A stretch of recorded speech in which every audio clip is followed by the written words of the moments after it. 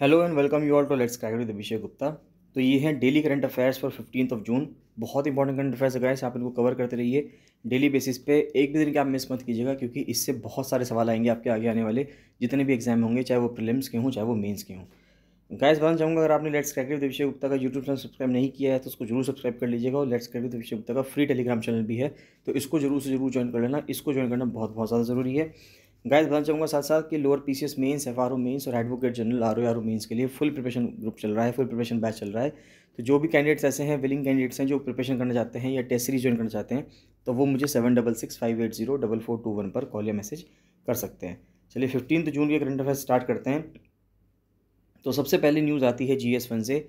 Historical news है, history से news आ रही है कि राजा राम मोहन रॉय की 250th बर्थ एनिवर्सरी सेलिब्रेट की जा रही है। तो ये मोस्ट इन्फ्लुएंशियल सोशल और रिलीजियस रिफॉर्मर्स थे राजा राम मोहन रॉय। तो उनके ऊपर बात आ रही है कि जब उनकी 250वीं एनिवर्सरी सेलिब्रेट की जा रही है तो उनके ऊपर आगे सवाल बनना बहुत ही लाजमी है कि आगे चाहे वो प्रीलिम्स का एग्ज़ाम हो, यानी कि MCQs वाले में हो, चाहे वो मेंस में हो, कहीं पे भी इनके ऊपर क्वेश्चन आ सकता है। तो जो मोस्ट इन्फ्लुएंशियल सोशल और रिलीजियस रिफॉर्मर थे, यानी कि धार्मिक एक रिफॉर्मर थे 19th सेंचुरी के, तो राम मोहन रॉय का जन्म 22 मई 1772 को हुआ in what was then Bengal's presidency, Radhanagar in Hooghly district. तो उस टाइम पे जो बंगाल प्रेसिडेंसी हुआ करती थी तो उसका जो राधानगर एरिया था हुगली डिस्ट्रिक्ट में, तो यहाँ पे इनका जन्म हुआ था। एक पॉलीग्लॉट थे। पॉलीग्लॉट का मतलब होता है कि वो पर्सन जिसको बहुत सारी लैंग्वेजेस आती हैं बोलनी, तो उसको या बहुत सारी लैंग्वेजेस का वो ज्ञाता होता है, उसको पॉलीग्लॉट कहते हैं। तो उनको बंगाली आती थी क्योंकि बंगाल में पैदा हुए थे, पर्शियन भी आती थी, अरेबिक आती थी, संस्कृत, और बाद में उन्होंने इंग्लिश भी सीखी तो उनको इंग्लिश भी आती थी। 1814 में उन्होंने एक आत्मीय सभा स्टार्ट की। तो कि ये सब चीज़ें बहुत इंपॉर्टेंट है, अगर आप हिस्ट्री पढ़ेंगे तो मॉडर्न हिस्ट्री उसमें भी जब राजा राम मोहन रॉय के ऊपर पढ़ते हैं सब चीज़ें पढ़ते हैं, लेकिन अगर हम करंट अफेयर्स के हिसाब से देखें तो यहाँ पे भी इंपॉर्टेंट चीज़ें हैं ये। तो 1814 में उन्होंने आत्मीय सभा फॉर्म करी, इसको सोसाइटी ऑफ फ्रेंड्स कहते थे, to nurture philosophical discussions on the idea of monotheism. यानी कि उन्होंने मोनोथिज्म कहा था, यानी कि एक ही भगवान की पूजा की जाए, in Vedanta, and to campaign against idolatry. और जो राजा राम मोहन रॉय थे ये मूर्ति पूजन के खिलाफ थे, तो आइडोलेट्री के खिलाफ थे, यानी कि जो मूर्ति पूजन था उसके खिलाफ थे। तो उसके ऊपर भी उन्होंने बोला आत्मीय सभा के दौरान, आत्मीय सभा के थ्रू। कास्टिज्म के खिलाफ बोला, चाइल्ड मैरिज के खिलाफ बोला, और जो उस टाइम की और जो समाज में बुराइयां थी उन सब के खिलाफ उन्होंने बोला। आत्मीय सभा would make way for the ब्रह्म सभा इन 1828। तो बाद में आत्मीय सभा ब्रह्म सभा में कन्वर्ट हो गई 1828 में। सेटअप विद देवेंद्रनाथ टैगोर, रविंद्रनाथ टैगोर के जो फादर थे। तो रविन्द्रनाथ टैगोर के जो फादर थे देवेंद्रनाथ टैगोर, उनके साथ मिलकर 1828 में फिर ब्रह्म सभा की स्थापना की गई। तो he campaigned for the modernization of education. तो जो उन्होंने कैंपेन किया कि जो पढ़ाई लिखाई है भारत में उसका मॉडर्नाइजेशन होना चाहिए, यानी कि उसका आधुनिकरण होना चाहिए। इन particular the introduction of a western curriculum. तो उन्होंने ये कहा कि जो उस टाइम पे हम लोग जो पढ़ाई कर रहे थे 1800 के आसपास, जो भारतीय कल्चर चल रहा था पढ़ाई का, उसमें वेस्टर्न जो पढ़ाई थी, वेस्टर्न जो करिकुलम था उसको भी इंट्रोड्यूस करवाने की बात की गई। And started several educational institutions इन कोलकाता। और उन्होंने ये भी कहा कि कई सारे जो एजुकेशनल इंस्टीट्यूशंस हैं कोलकाता में वो भी खुलने चाहिए। 1817 में he collaborated with Scottish philanthropist David Hare. तो डेविड हेयर थे एक स्कॉटिश फिलेंथ्रोपिस्ट थे, यानी कि जो जन कल्याण में विश्वास रखते थे। 1817 में उन्होंने उनके साथ कोलैबोरेट किया to set up the Hindu college, तो जिससे कि एक हिंदू कॉलेज को सेटअप किया जिसके जो आज के टाइम में प्रेसिडेंसी यूनिवर्सिटी है। He followed it up with the Anglo Hindu school इन 1822। तो एंग्लो हिंदू स्कूल बनाया गया 1822 में। और 1830 में 1830 में उन्होंने असिस्ट किया अलेक्जेंडर डफ को to set up the General Assembly Institution, जिसको बाद में स्कॉटिश चर्च कॉलेज भी कहने लगे। It was his relentless advocacy alongside contemporaries such as Ishwar Chandra Vidyasagar that finally led to the abolition of sati. तो देखिए, एबॉलिशन ऑफ सती यानी सती प्रथा की जो कुप्रथा थी भारत में, उसको ख़त्म करने के लिए ईश्वर चंद्र विद्यासागर जी ने भी बहुत ज़्यादा अपने जो बल था वो लगाया था उस टाइम पे, जिससे कि ये जो कुप्रथा है भारतीय समाज में इसको ख़त्म किया जा सके। तो ईश्वर चंद्र विद्यासागर जी के साथ राजा राम मोहन रॉय ने भी मिलकर इसके खिलाफ काफ़ी कैंपेन किया। और फाइनली 1829 में, जिस टाइम में विलियम बेंटिक भारतीय गवर्नर जनरल थे, तो उनकी प्रेजेंस में जो सती प्रथा थी भारत में से वो ख़त्म हुई। Roy argued for the property rights of women. तो रॉय ने, राजा राम मोहन रॉय ने औरतों के लिए, महिलाओं के लिए प्रॉपर्टी राइट्स के लिए आर्ग्यूमेंट किया। उन्होंने कहा कि महिलाओं को भी प्रॉपर्टी में राइट्स मिलना चाहिए। And petition the British for freedom of the press in 1829 और 1830। तो 1829 और 1830 में उन्होंने ब्रिटिशर्स को पिटिशन भी किया उस समय ब्रिटिश सरकार को कि फ्रीडम ऑफ द प्रेस होनी चाहिए, यानी कि जो प्रेस है उसकी फ्रीडम होनी चाहिए, जिससे कि लोग जो हैं वो अपने जो विचार हैं, जो लेखक के अपने विचार जो हैं वो खुलकर व्यक्त कर सकें। हिज ब्रह्म सभा दैट लेटर बिकेम द ब्रह्म समाज, तो जो ब्रह्म सभा बनाई गई थी वो बाद में ब्रह्म समाज में कन्वर्ट हो गई। Evolve as a reaction against the upper caste stranglehold on social customs and rituals. अब ये जो ब्रह्म समाज बनी है क्यों बना, ये जो उस टाइम के जो अपर कास्ट हुआ करते थे, तो जो उनके सोशल कस्टम थे, उन्होंने जो रिचुअल्स बना रखे थे, उन्होंने जो प्रथाएं बना रखी थी, तो उसके खिलाफ, क्योंकि जो अपर कास्ट थे उस टाइम पे लोअर कास्ट को दबा रहे थे, तो उस सपरेशन से ऊपर उठने के लिए इन्होंने ये चीज़ बनाई, ब्रह्म समाज बनाया, जिसके तहत अपर कास्ट की द्वारा जो अलग अलग रीतियाँ बनाई गई थी उसके खिलाफ आवाज़ उठाई जा सके। इसी तरह से हमारा जो भारतीय समाज था वो रिफॉर्म हो पाएगा, ये राजा राम मोहन रॉय की सोच थी। ड्यूरिंग द बंगाल रेनेसेंस, जिस टाइम पे बंगाल में रेनेसेंस आया यानी पुनर्जागरण आया, it ushered in sweeping social changes and birth the Brahmo religion of reformed spiritual Hinduism. तो ब्रह्म रिलीजन जो है अपने आप में क्या था, एक रिफॉर्म्ड स्पिरिचुअल हिंदुइज्म था दैट बिलीव्स इन मोनोथीज्म। ये एक ऐसा रिलीजन हुआ जो एक भगवान में विश्वास करता है, मोनोथीज्म में विश्वास करता है, and the uniformity of all man irrespective of caste class और क्रीड। और ये बात कहते हैं कि सभी पुरुष सभी मैन एक समान हैं, ये नहीं कि आप किस कास्ट के हैं, ना आपकी क्रीड क्या है और ना ही आपकी क्लास क्या है, कि आप रिच है पुअर है, इसकी बात नहीं है। इसमें सिर्फ ये कहा गया कि सभी पुरुष जो हैं वो समान हैं। Roy who was given the title of Raja by the Mughal emperor Akbar two. तो ये इंपॉर्टेंट चीज़ है, ये सवाल पूछ लिया जाता है बार बार कि राजा राम मोहन रॉय का नाम वैसे तो राम मोहन रॉय था, लेकिन उनको जो शुरू में राजा का टाइटल जो दिया गया वो उस टाइम पे मुगल एम्परर जो थे अकबर टू, उन्होंने दिया। ये अकबर नहीं है, अकबर टू हैं, जो बाद में जो मुगल एम्परर्स आए, तो उनमें से जो एक अकबर टू जो मुगल एम्परर थे, उन्होंने राजा राम मोहन रॉय को जो राजा का टाइटल दिया वो इन्होंने दिया। नेक्स्ट न्यूज़ आती है, discovery of a primitive forest at the bottom of a giant sinkhole in China. देखिए ज्योग्राफी से न्यूज़ है, अगर आप ज्योग्राफी में कास्ट टोपोग्राफी पढ़ेंगे, जो कास्ट की स्थलाकृतियाँ हैं अगर हम उसको पढ़ते हैं, तो उसमें सिंक होल का मेंशन आता है कि सिंक होल हुआ, युवाला हुआ, पोलजे हुआ, तो अलग अलग करके अगर आप लोगों ने पढ़ी होगी ज्योग्राफी के अंदर कास्ट टोपोग्राफी, तो उसमें आपने पढ़ा होगा। तो एक प्रिमिटिव फॉरेस्ट मिला है, एक बहुत ही प्राचीन एक फॉरेस्ट मिला है नीचे एक सिंक होल के नीचे, the bottom of a giant sinkhole China के अंदर। तो अ केव एक्सप्लोरेशन टीम ने डिस्कवर किया है कि एंशियंट फॉरेस्ट, एक प्राचीन फॉरेस्ट मिला है at the bottom of a giant karst sinkhole in Le County in South China's Guangxi Zhuang Autonomous Region. तो चाइना के अंदर मिला है, बेसिक आपको ये ध्यान रखना है। सिंक होल बहुत बड़ा है, 306 मीटर लंबा है, 150 मीटर चौड़ा है और 192 मीटर गहरा है, जिसके अंदर जो अगर हम वॉल्यूम देखें तो 5 मिलियन क्यूबिक मीटर्स जो हैं वो उसका वॉल्यूम है। Given these dimensions the sink hole can be categorize as large sink hole. तो ये बहुत बड़ा सिंक होल है। सिंक होल का क्या मतलब होता है, सिंक होल एक ऐसा ज़मीन होती है, आप मान के चलें कि कास्ट टोपोग्राफी, पहली बात तो क्या है वो आपको मैं थोड़ा समझा देता हूँ, बाकी हम इसको पढ़ेंगे तो समझ लेंगे।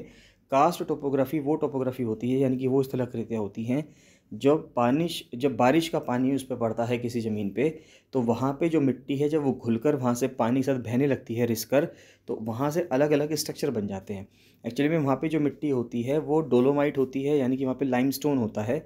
तो वो जो लाइमस्टोन है या डोलोमाइट है, यानी जो चूना पत्थर, हिंदी में कहें तो चूना पत्थर है, तो वो जो चूना पत्थर है जब वो बारिश का पानी उस पर गिरता है तो वो उसके साथ पानी के साथ चूना पत्थर घुलने लगता है, जिसके वजह से ज़मीन में क्रैक्स पड़ने लगते हैं और ज़मीन में स्पेस बढ़ने लगता है, यानी कि जो वहाँ पे जगहें हैं वो बढ़ने लगती हैं। तो इस वजह से अलग अलग तरह के स्ट्रक्चर ज़मीन के अंदर बनते हैं। वो अलग अलग स्ट्रक्चर जब प्रॉपर ज्योग्राफी के अंदर हम पढ़ते हैं तो उसमें चीज़ों में पढ़ते हैं। तो उसमें से एक स्ट्रक्चर बनता है सिंक होल। तो sink hole has 3 big caves in the walls. अब इस सिंक होल में 3 बिग केव्स हैं and its bottom has a well preserved primitive forest with trees nearly 40 meters high. तो 40 मीटर ऊंचे पेड़ भी इसके अंदर मिले हैं। तो पहली बात ये आती है ज्योग्राफी से रिलेटेड, अगर हम देखें तो ज्योग्राफी अपने पॉइंट्स अगर हम इसको कनेक्ट करें तो सिंक होल्स फॉर्म कैसे होते हैं, ये इंपॉर्टेंट चीज़ है। सिंक होल्स अपने आप में क्या है, ये गड्ढे हैं यानी कि डिप्रेशंस हैं, फॉर्म्ड इन द ग्राउंड, जो कि ग्राउंड में हो जाते हैं when layers of the earth surface start collapsing into caverns. तो अब मान लेते हैं जो धरती की सतह है अगर वो कोलैप्स होना शुरू हो जाएगी, वो कोलैप्स कब होगी, वो कोलैप्स तब होगी यानी कि जब बारिश का पानी पड़ता रहेगा और इससे जो वहाँ की मिट्टी है वो घुलती रहेगी, तो हज़ारों सालों में लाखों सालों में वो मिट्टी घुल घुल के जब वो कमज़ोर हो जाएगा वहाँ से पत्थर, तो वो पूरा का पूरा नीचे चला जाएगा और वहाँ पे बहुत बड़ा सिंक होल हो जाएगा, गड्ढा हो जाएगा। They can occur suddenly and without warning. अब देखिए ये चीज़ सडनली होती है, अचानक से होती है बिना किसी वार्निंग के, क्योंकि आपको नहीं पता कि वो किस तरह से नीचे से मिट्टी घुल रही है उसमें। Because the land under the surface of the earth can stay intact for a period of time until the spaces to get too big, यानी कि अब जो ज़मीन के नीचे की जो सरफेस है उसके बारे में हमें नहीं कह सकते, क्योंकि वो तो एक जैसी सी रहती है। जब तक स्पेस बहुत बड़ा नहीं हो जाएगा, वहाँ पे जो स्पेस है, जो बीच में कटाव है, वो बहुत बड़ा नहीं हो जाएगा, तब तक ज़मीन ऐसी रहेगी और अचानक से ज़मीन टूटकर एकदम नीचे चली जाएगी।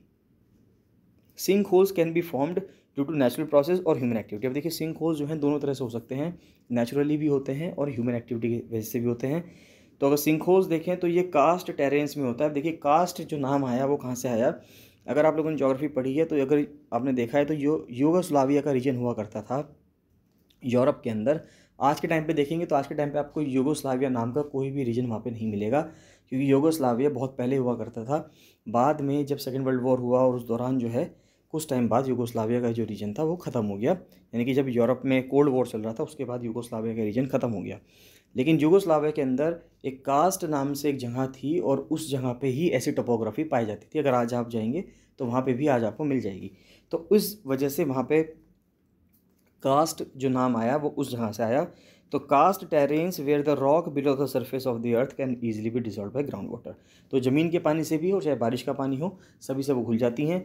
When rain water seeps into the ground, अब जब बारिश का पानी सीप करता है ग्राउंड में, the rock below the surface of the earth starts dissolving. तो जो मिट्टी होती है, जो पत्थर होता है अर्थ के नीचे, वो भी डिजॉल्व होने लगता है, क्योंकि वो सब चूना पत्थर हैं, leading to the creation of space. और नीचे वहाँ पे क्या होने लगता है, जब मिट्टी बहकर घुलकर बह जाएगी तो वहाँ पे स्पेस बन जाएगा। This process is a slow and gradual one and can sometimes takes hundreds or thousands of years. तो हज़ारों, अब सोयो हज़ारों साल कह सकते हैं कि कहीं हज़ारों साल लग जाते हैं इस प्रोसेस को होते होते। Karst geology covers about 13% of eastern and south eastern Asia. ये इंपॉर्टेंट चीज़ है। अगर आपसे पूछें कि क्या एशिया के अंदर कास्ट टोपोग्राफी मिलेगी, तो हाँ बिल्कुल मिलती है। कास्ट जियोलॉजी जो है अगर हम एशिया के अंदर देखें तो ईस्टर्न और साउथ ईस्टर्न एशिया में 13% करीब रिकवर करती है। Karst terrain is created from the dissolution of soluble rocks. अब तो ये तो हमें समझ में आ गया कि जो कास्ट टेरेन बनती है कैसे बनती है, जब कोई चीज़ डिसोल्यूशन हो जाता है, यानी कोई चीज़ कोई घुल जाती है। अगर कोई सॉल्युबल रॉक है, यानी कि ऐसी पत्थर है, ऐसी चट्टान है जो घुल सकती है, अगर वो घुल जाती है तो वहाँ पे कास्ट की टेरेन बनती है। और वो कैसी होती है, या तो वो लाइमस्टोन होता है या डोलोमाइट होता है। And is characterized by distinctive landforms. अलग अलग तरह की लैंडफॉर्म बनती है वहाँ पे, चाहे वो केव्स हों, सिंक होल्स हों या स्प्रिंग्स हों। Sink holes can also be form due to human activity. Sink holes human activity की वजह से भी बन सकता है। This can happen due to broken land drains. अब मान लेते कोई आपकी जो लैंड ड्रेन्स थी, यानी कि जो नालियाँ थी, वो टूट गई है, वाटर मेन्स और सीवरेज पाइप टूट गए हैं, बारिश बहुत ज़्यादा हो गई है, स्टॉर्म के इवेंट्स आए हैं, या underlying limestone and diverted surface water. अगर आपने सरफेस वाटर को डाइवर्ट कर दिया इंसानों ने, उसके वजह से भी चेंजेस आ सकते हैं, या और भी रीज़न हो सकते हैं। अगर हम लार्जेस्ट सिंक होल देखें यूएस में, तो वो गोली होल करके नाम है। ये इंपॉर्टेंट चीज़ें पूछ सकते हैं आपसे कि गोली होल अभी न्यूज़ में था, ये क्या है, तो ये सिंक होल है। तो गोली होल जो है ये अपने आप में एक बहुत बड़ा सिंक होल है, यूएस का लार्जेस्ट सिंक होल है, जो सडनली 1972 में कोलैप्स हो गया था, जो कि 325 फीट लंबा था, 300 फीट चौड़ा था और 120 फीट गहरा था। GS2 से न्यूज़ आ रही है। सबसे पहली न्यूज़ आती है कि फर्स्ट एवर रिवीजन हुआ है प्रीमियम रेट्स का, प्रधानमंत्री जीवन ज्योति बीमा योजना और प्रधानमंत्री सुरक्षा बीमा योजना। तो ये दो स्कीम्स थी जो 2015 में चलाई गई थी प्रधानमंत्री नरेंद्र मोदी द्वारा, जिसकी वजह से लोगों को इंश्योरेंस दिया जा सके अगर उनका एक्सीडेंटल कवरेज के हिसाब से इसको दिया गया था।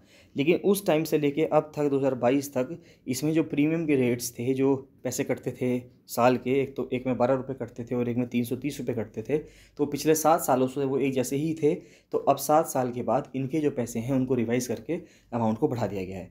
तो पहली बार रिवीजन किया गया है प्रीमियम रेट्स का since inception of both schemes in 2015। जब से 2015 से ये स्कीम्स चली हैं, तो 7 साल पहले जब स्कीम चली थी तब से लेके अभी इसके जो प्रीमियम के रेट्स हैं उनको बढ़ाए गए हैं।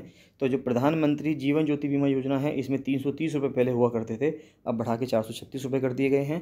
और जो प्रधानमंत्री सुरक्षा बीमा योजना थे, इसमें पहले 12 रुपये सालाना हुआ करते थे, अब इसको 20 रुपये सालाना कर दिया गया है। जो नंबर ऑफ़ एक्टिव सब्सक्राइबर्स अगर हम देखें इनके 31 मार्च 2022 तक, तो एक के 6.4 करोड़ हैं और एक के 22 करोड़ हैं। तो सिंपल सी बात है, जो 12 रुपये वाला है उसमें 22 करोड़ मिलेंगे आपको, और जो 330 वाला है उसमें 6.4 करोड़ लोगों ने अभी एनरोल करवा रखा है। नेक्स्ट आता है Indian envoy hands over hospital to Tajik officials. तो इंडिया और सेंट्रल एशिया के रिलेशंस की अगर हम ऊपर बात करें, और सेंट्रल एशिया में खासकर तजिकिस्तान की बात करें, तो भारत ने तजिकिस्तान को मदद करने के लिए एक फ्रेंडशिप हॉस्पिटल वहाँ पे बनाया है। तो जो भारत के एनवॉय हैं, भारत के वहाँ पे राजदूत हैं, एम्बेसडर हैं टू तजिकिस्तान, उन्होंने हैंड ओवर किया है एक friendship hospital to the Tajik authorities, यानी कि तजिकिस्तान की जो अथॉरिटीज़ हैं उनको फ्रेंडशिप हॉस्पिटल दिया है।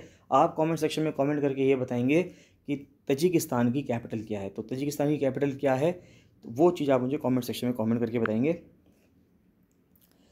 नेक्स्ट आता है Indian diplomat is United nation chiefs technology envoy. तो इंडियन डिप्लोमेट यानी कि इंडिया के एक डिप्लोमेट हैं, उनको यूनाइटेड नेशन के चीफ ने अपना टेक्नोलॉजी एनवॉय अपॉइंट किया है। तो senior Indian diplomat Amandeep Singh Gill को अपॉइंट किया गया है यूनाइटेड नेशन सेक्रेटरी जनरल द्वारा as his envoy on technology.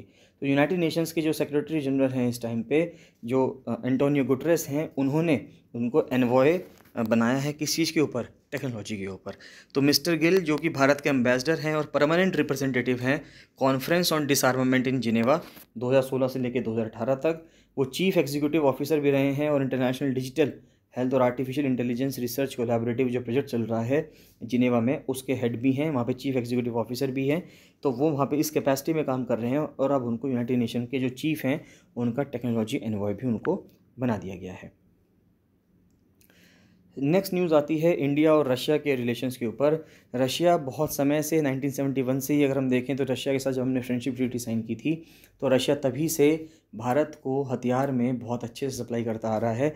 Bharat की जो डिफेंस नीड्स हैं उसको रशिया ही पूरा करता आ रहा है बड़े स्केल पर अगर हम देखें तो। अब इसी प्रकार से इसी चीज़ को आगे बढ़ाते हुए, इसी चीज़ को कंटिन्यू करते हुए भारत और रशिया ने डील की है रेडियो इक्विपमेंट के लिए। तो radio technical system of Russia has signed a large scale contract with the Airport Authority of India for the supply of radio equipment। तो एयरपोर्ट अथॉरिटी ऑफ इंडिया से sign up किया गया है radio equipment को provide करने के लिए। Russian company will manufacture 34 sets of instrument landing system 734 for the modernization of 24 airports. तो भारत में 24 एयरपोर्ट्स को मॉडर्नाइज करने के लिए रशिया हेल्प कर रहा है भारत की और रेडियो इक्विपमेंट्स प्रोवाइड कर रहा है।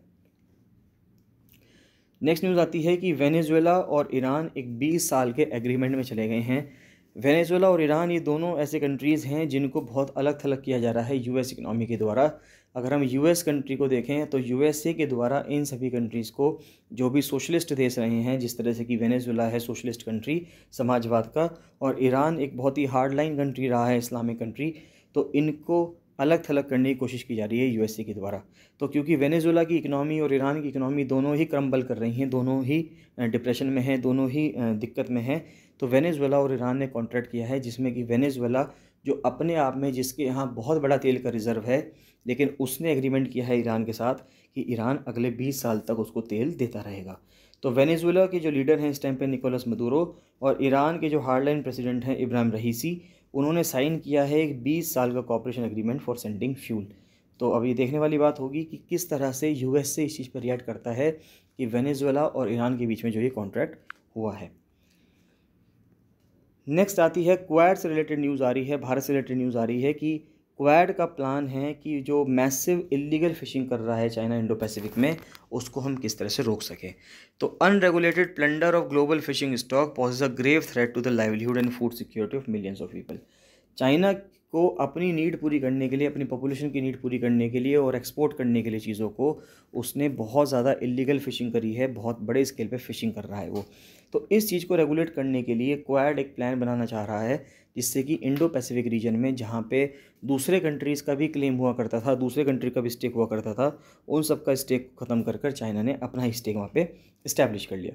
China is the world's biggest offender in this regard. तो अगर हम देखें तो चाइना इसमें सबसे बड़ा कल्प्रिट है, सबसे बड़ा दोषी है इस चीज़ में कि जो लाखों लोगों की जो फूड सिक्योरिटी है उसको ख़त्म करके सिर्फ अपने देश का पेट भरना चाह रहा है, and is believe to be responsible for 80 to 95% of the illegal fishing in the Indo Pacific. तो इंडो पैसिफिक रीजन में 80 से 95% की जो इलीगल फिशिंग है, इसका जिम्मेदार कौन है? इसका जिम्मेदार चाइना है। The leader of quad Nations, और जो क्वाड नेशन के लीडर्स हैं, चाहे वो ऑस्ट्रेलिया हो, भारत हो, जापान हो, यूएसए हो, तो उन्होंने एक अनवील किया है एक maritime surveillance initiative to protect exclusive economic zones in the Indo Pacific against environmental damage. तो किसी भी देश की जो सीमा है, अगर ये मैं भारत का दक्षिणी जो प्रायद्वीपीय भारत है उसको बनाऊँ, पेनिनसुलर इंडिया का पार्ट बनाऊँ, तो यहाँ से 200 किलोमीटर अगर हम समुद्र के अंदर जाएँ, तो 200 किलोमीटर तक अगर हम समुद्र के अंदर जाते हैं तो यहाँ पे भारत के चारों तरफ यहाँ पे क्या होगा? एक्सक्लूसिव इकोनॉमिक जोन होगा, यानी कि विशेष आर्थिक क्षेत्र होगा। तो ये जो आर्थिक क्षेत्र है इसके अंदर भारत को परमिशन होती है, किसी भी कंट्री को परमिशन होती है कि वो फ़िशिंग कर सकता है। The aim is to push back especially against massive and reckless deep water fishing by Chinese trawlers in the region. तो जो डीप वाटर फिशिंग करता है चाइना, उसके खिलाफ बात की जा रही है इसके अंदर, जो मैरीटाइम सर्विलांस इनिशिएटिव भारत चलाना चाह रहा है या क्वाड कंट्री चलाना चाह रहे हैं। तो how will the proposed maritime surveillance system work, तो ये काम किस तरह से करेगा। Initiative will use satellite technology, तो इनिशिएटिव जो है सैटेलाइट टेक्नोलॉजी का इस्तेमाल करेगा to connect existing surveillance centre in India, Singapore और पैसिफिक में। तो जो अभी भी सर्विलांस सेंटर हैं, चाहे वो भारत में हो, सिंगापुर में हो या पैसिफिक ओशन में हो, तो वहाँ पे जो सर्विलांस सेंटर हैं तो उनकी मदद लेकर इस चीज़ पे सर्विलांस किया जाएगा। This will help establish a tracking system to combat illegal, unregulated and unprotected fishing. तो ये इस चीज़ से हम ट्रैक करेंगे और कॉम्बैट करेंगे, यानी कि लड़ेंगे किस चीज़ से, इलीगल से, अनरेगुलेटेड से और अनप्रोटेक्टेड फिशिंग से, यानी कि IUU फिशिंग से। तो अब बात ये उठती है कि इलीगल फ़िशिंग इतना बड़ा ख़तरा क्यों है। तो अगर इस पे बात की जाए तो जो अनरेगुलेटेड प्लंडर है ग्लोबल फ़िशिंग का, इसके वजह से जो लाखों लोगों की जो खाना है, फूड सिक्योरिटी है, एक पहली बात तो उस पर ख़तरा आता है। और ग्लोबली अगर हम देखें तो फ़िश जो है वो 3.3 बिलियन पीपल को खाना प्रोवाइड करती है with 20% of their average animal protein intake. तो 20% जो एवरेज एनिमल प्रोटीन का जो इंटेक है वो लोगों को मछली से ही मिलता है। According to an FAO report, यानी कि फूड एंड एग्रीकल्चर ऑर्गेनाइजेशन की अगर हम रिपोर्ट देखें तो 60 मिलियन पीपल जो हैं are engaged in the sector of fisheries and aquaculture, यानी कि 6 करोड़ से ज़्यादा लोग जो हैं वो एंगेज्ड हैं फिशरीज़ में, यानी कि मछली मत्स्य पालन का जो काम है उसके अंदर 6 करोड़ से ज़्यादा लोग एंगेज्ड हैं। 2020 में US coast guard had said that illegal fishing had replaced piracy as a global maritime threat. तो 2020 में US कोस्ट गार्ड ने ये कहा कि जो इलीगल फ़िशिंग है ये पायरेसी के ऊपर पहुंच गई है, यानी कि जो पायरेसी पहले समुद्र के अंदर जो पायरेट्स हुआ करते थे, यानी कि जो समुद्री लुटेरे हुआ करते थे, वो ग्लोबल मैरीटाइम थ्रेट हुआ करते थे, यानी कि विश्व में जो मैरीटाइम है, यानी कि समुद्र के रास्ते से जो लोग ट्रैवल करते हैं, उसमें जो खतरा हुआ करता था पहले, जो समुद्री लुटेरे हुआ करते थे, वो बहुत बड़ा खतरा हुआ करता था। तो अब 2020 में US कोस्ट गार्ड का कहना ये है कि पायरेसी से ऊपर भी भड़के हो गया है इलीगल फिशिंग का खतरा, जो कई कंट्रीज़ प्रैक्टिस करते हैं, जिसमें से कि चाइना सबसे ऊपर है। इंडो पैसिफिक रीजन में like elsewhere the collapse of fisheries can destabilise coastal Nations. तो उनका कहना यह है कि अगर फिशरीज़ में कोलैप्स हो जाएगा, यानी कि फिशरीज़ में कमी आएगी, तो वहाँ पे जो कोस्टल नेशंस हैं, यानी कि छोटे देश हैं जो अपनी सीमाएं लगाते हैं समुद्र से, चाहे वो वियतनाम हो और चाहे वो कंबोडिया हो, थाईलैंड हो, जो और भी देश हैं, उन सब के ऊपर डिस्टेबलेशन आ जाएगा and pose a much bigger security risk as it can fuel human trafficking. अब देखिए वहाँ पे अगर लोगों को खाने में दिक्कत होगी, वहाँ पे लोगों के पास पैसा नहीं होगा, तो लोग दूसरे इलीगल काम में एक्टिविटी इन्वॉल्व करने शुरू कर देंगे, चाहे वो ह्यूमन ट्रैफिकिंग हो, ड्रग क्राइम हो, टेरर रिक्रूटिंग हो, यानी कि आतंक के फील्ड के अंदर जो रिक्रूटिंग होती है। अब इन सब चीज़ों के अंदर अगर रिक्रूटिंग होगी तो उससे अस्थिरता बहुत ज़्यादा फैलेगी विश्व के अंदर। 2021 का जो IUU फिशिंग इंडेक्स है, जो मैप करता है 152 कोस्टल कंट्रीज़ को, उन्होंने चाइना को वर्स्ट ऑफेंडर बताया है, यानी कि सबसे बड़ा जो कल्प्रिट बताया गया है वो चाइना को ही बताया गया है। तो चाइना कंसिडर करता है रिस्पॉन्सिबल है फॉर 80 से 95% इलीगल फिशिंग का। तो ये हमने बता दिया आपको। और ये क्यों है, क्योंकि उसने अपना जो उसका पानी है, जो उसका खुद का जो एक्सक्लूसिव इकोनॉमिक जोन है, उसने उसको ओवरफिश्ड कर दिया है, यानी कि वहाँ पे मछलियाँ बहुत कम रह गई हैं। उसने अपना जो उसकी जो पानी हुआ करता था, अपना जो उसका समुद्र का एरिया था, उसको तो उसने सारा वहाँ से तो मछलियाँ उसने करीब करीब निकाल ही ली हैं। नेक्स्ट GS3 की न्यूज़ अगर हम देखें तो सबसे पहले न्यूज़ आ रही है NTPC के ऊपर न्यूज़ आ रही है कि जो इन्वायरमेंट से रिलेटेड न्यूज़ है कि नेशनल थर्मल पावर कॉरपोरेशन ने सबसे पहला PSU बना है जिसने biodiversity policy for conservation and restoration of biodiversity को एक लॉन्च की है, यानी कि पॉलिसी निकाली है बायोडाइवर्सिटी को, जैव विविधता को संरक्षित करने की पॉलिसी निकाली गई है NTPC के द्वारा। तो NTPC पहली PSU बनी है जिसने बायोडाइवर्सिटी पॉलिसी निकाली थी 2018 में। उसी साल में NTPC जो है वो मेंबर भी बना था India business and biodiversity initiative का। तो India business and biodiversity initiative यानी कि IBBI का मेंबर बना था NTPC। In a major initiative undertaken by NTPC it has signed a 5-year agreement. तो NTPC ने 5 साल का एग्रीमेंट साइन किया आंध्र प्रदेश फॉरेस्ट डिपार्टमेंट के तहत, आंध्र प्रदेश फॉरेस्ट डिपार्टमेंट के साथ, कि वो ऑलिव रिडली टर्टल्स को, जो ऑलिव रिडली टर्टल्स हैं जो उड़ीसा के गहिरमाथा बीच पे और ऋषिकुल्या बीच पे जो बहुत ज़्यादा वहाँ पे उनकी नेस्टिंग साइट्स हैं जहाँ पे वो अंडे देते हैं जिससे कि छोटे छोटे बच्चे पैदा हो सके उनसे। तो ऑलिव रिडली टर्टल्स को आंध्र प्रदेश की कोस्ट लाइन पे किस तरह से संरक्षित किया जा सकता है, इसके लिए NTPC ने MOU साइन किया है आंध्र प्रदेश फॉरेस्ट डिपार्टमेंट के साथ। नेक्स्ट न्यूज़ आती है साइंस एंड टेक्नोलॉजी से। अगर हम कनेक्ट करें इसको तो abnormal dinosaur egg found in India. तो भारत में एक रिसर्च से ये पाया गया है कि एक बहुत ही बड़ा डायनासोर एग मिला है भारत में। A team of researchers from the university of Delhi यानी कि DU की बात कर रहे हैं, has discovered a unique set of fossilised dinosaur egg. तो एक फॉसिलाइज्ड डायनासोर एग मिला है with one egg nesting with in the other. तो एक अंडे के अंदर दूसरा अंडा मिला है, यानी कि एक एग जो है वो दूसरे अंडे के अंदर दूसरे एग के अंदर नेस्ट कर रहा है। तो ऐसा अंडा मिला है, यानी कि एग विद इन एग मिला है। तो while eggs within eggs are a rare phenomena. तो एक बहुत ही रेयर फिनोमेना है। They are so far known to occur only in birds and never known in reptiles. क्योंकि हम डायनासोर्स को रेप्टाइल्स की कैटेगरी में काउंट करते हैं, तो ये अब तक जो एग्स विद इन एग की जो प्रॉपर्टी थी, ये अभी तक सिर्फ पक्षियों में ही पाई जाती थी, लेकिन अब रेप्टाइल्स के अंदर भी ये पाई जा रही है, अगर ये अंडा जो है ये डायनासोर का है। तो this discovery brings out newer connections between reptilian and avian evolution. तो हमें ये भी समझ में आता है कि रेप्टाइल्स में और एवियंस में, यानी कि जो उड़ने वाले पक्षी थे, उनके अंदर किस तरह से इवोल्यूशन हुआ, उनके अंदर किस तरह से इवोल्यूशन होता है, तो उसके बीच में भी हमें कनेक्शन समझ में आता है। Egg in egg phenomena in a titanosaurid dinosaur है। तो ये जो एग मिला है ये टाइटेनोसॉरिड डायनासोर में मिला है, और ये कहाँ मिला है, मध्य प्रदेश का जो धार डिस्ट्रिक्ट है उसके अंदर इसको मिला, ये वहाँ पे मिला है। Dinosaurs of the sauropod family were among the largest land animals that ever lived and widespread millions of years ago। तो जो sauropod फैमिली के जो डायनासोर्स थे, ये भारत के क्या दुनिया के सबसे बड़े लार्जेस्ट लैंड एनिमल्स पाए गए हैं धरती पे, और ये मिलियंस ऑफ ईयर्स को रहा करते थे, जो उनकी टेरिटरी हुआ करती थी, जो इस टाइम पे प्रेजेंटली में भारत है। तो जो भारत की टेरिटरी है, आज से लाखों साल पहले, मिलियंस ऑफ साल पहले अगर हम देखें, तो ये सबसे बड़े डायनासोर्स की टेरिटरी हुआ करती थी।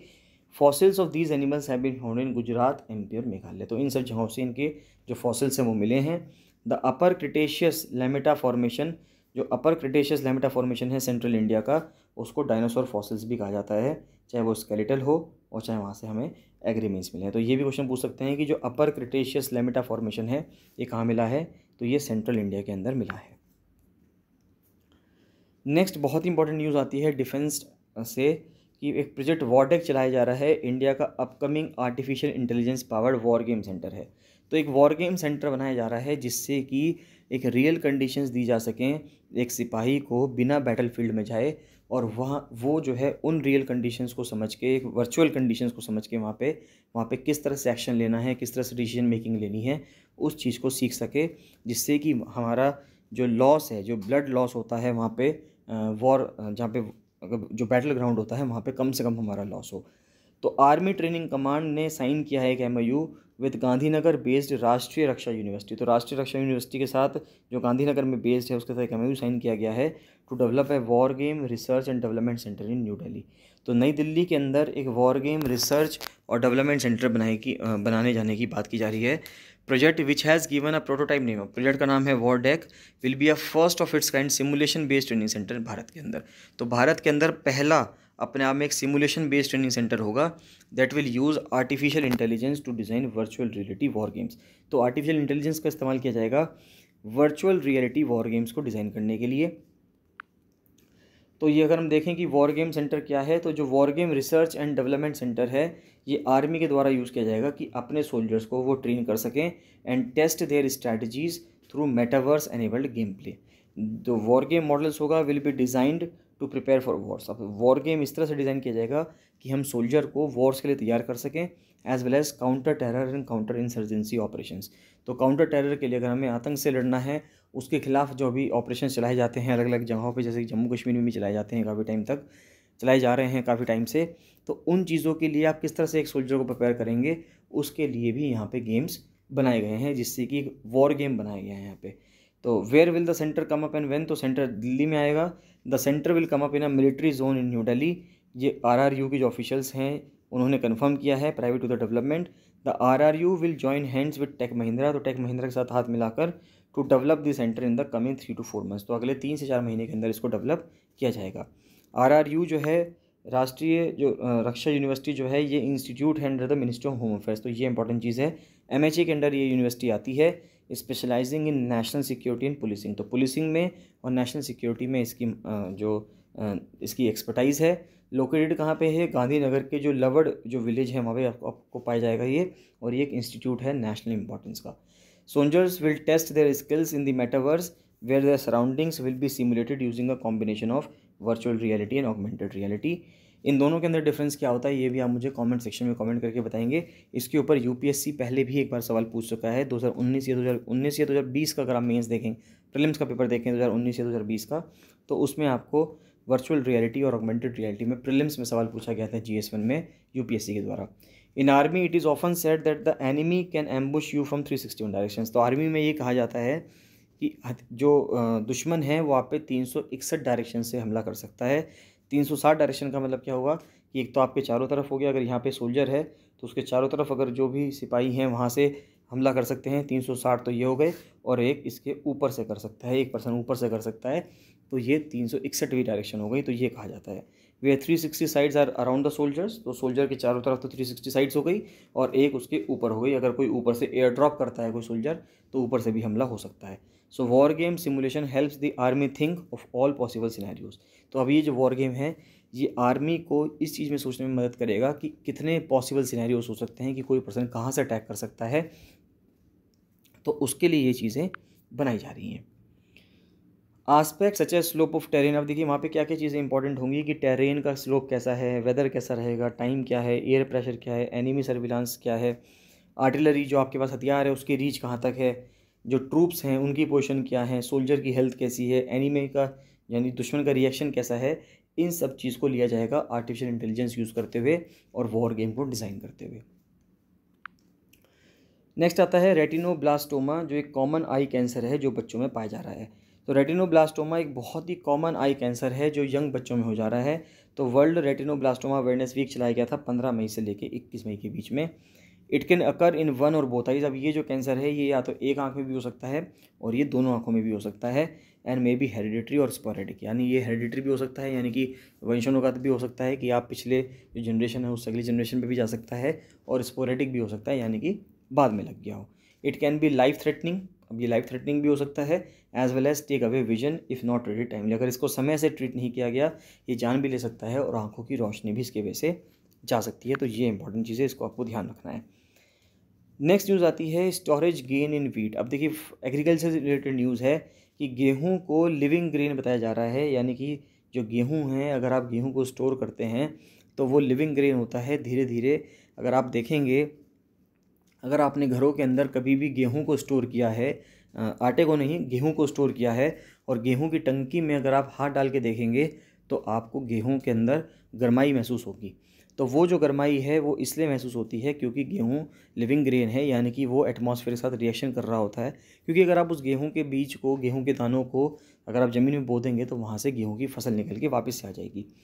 तो wheat considered a living grain tends to gain some weight during storage. तो अब ये कहा जा रहा है कि वीट अपने आप में एक लिविंग ग्रेन है, और अगर हम इसको स्टोर करते हैं तो ये कुछ समय में अपना इसका वजन बढ़ जाता है। This is known as storage gain. तो इसको हम स्टोरेज गेन कहते हैं कि गेहूँ स्टोर किया हुआ था लेकिन स्टोर करे हुए गेहूँ में ही उसका वजन बढ़ गया। And is mostly happens due to absorption of moisture. और ये किस वजह से होता है? क्योंकि गेहूँ मॉइस्चर एब्जॉर्ब कर लेता है वातावरण में से, इस वजह से इसका वजन बढ़ जाता है। There are 3 parts of grain. अब देखिए ग्रेन के 3 पार्ट होते हैं। एक तो होता है ब्रान जो कि आउटर लेयर रिच होता है फाइबर का, फिर होता है एक जर्म जो अंदर का लेयर होता है जो कि न्यूट्रिएंट्स में रिच होता है, और एक एंडोस्पर्म होता है यानी कि bulk of the kernel which contain mineral and vitamin. जो मॉइस्चर है वो ये एंडोस्पर्म ही एब्जॉर्ब करता है। तो who compensates home for storage gain. अब देखिए जो स्टेट की प्रोक्योरमेंट एजेंसीज़ हैं, यानी कि जो राज्य की जो प्रोक्योरमेंट एजेंसीज़ हैं जो गेहूँ खरीदती हैं किसानों से, which purchases and store wheat at their facilities are required to give 1 kg wheat extra per quintal to the FCI। अब देखिए क्या होता है, जो स्टेट प्रोक्योरमेंट एजेंसीज़ हैं जब वो FCI को ये सब गेहूँ देती है, प्रोवाइड करवाती हैं, पहले तो स्टेट प्रोक्योरमेंट एजेंसीज़ किसानों से खरीदेगी और बाद में स्टेट प्रोक्योरमेंट एजेंसीज़ जब FCI को देगी तो वो हर 100 किलो पे 1 किलो एक्स्ट्रा देती है। The centre's nodal agency for grain procurement to compensate for storage gain. While 20% जो गेहूँ हैं जो FCI प्रोक्योर करता है and the SPS is moved immediately after procurement. देखिए 20% गेहूँ तो तुरंत ही प्रोक्योरमेंट करने के बाद तुरंत ही चला जाता है अलग अलग जगहों पर डिस्ट्रीब्यूट होने के लिए, which is moved out after July 1 every year. तो हर जुलाई 1 के बाद हर साल वो चला जाता है 20% गेहूँ, तो बाकी 80% गेहूँ जो है वो लंबे समय के लिए स्टोर रहता है। तो कुछ फैक्ट्स देखते हैं लास्ट में प्रीलिम्स के लिए। तो एक पहले तो वर्ल्ड समिट हो रही है इंफॉर्मेशन सोसाइटी 2022 की। ये इंटरनेशनल टेलीकम्युनिकेशन यूनियन कर रहा है अपने हेडक्वार्टर जिनेवा स्विट्ज़रलैंड में। और दूसरा, उड़ीसा के पानी के अंदर, उड़ीसा में जो ग्राउंड वाटर है वहाँ पे बहुत ज़्यादा मात्रा में फ्लोराइड, आयरन और कॉलीफॉर्म लेवल पाया जा रहा है, जो कि अपना में बहुत ही खतरे की बात है।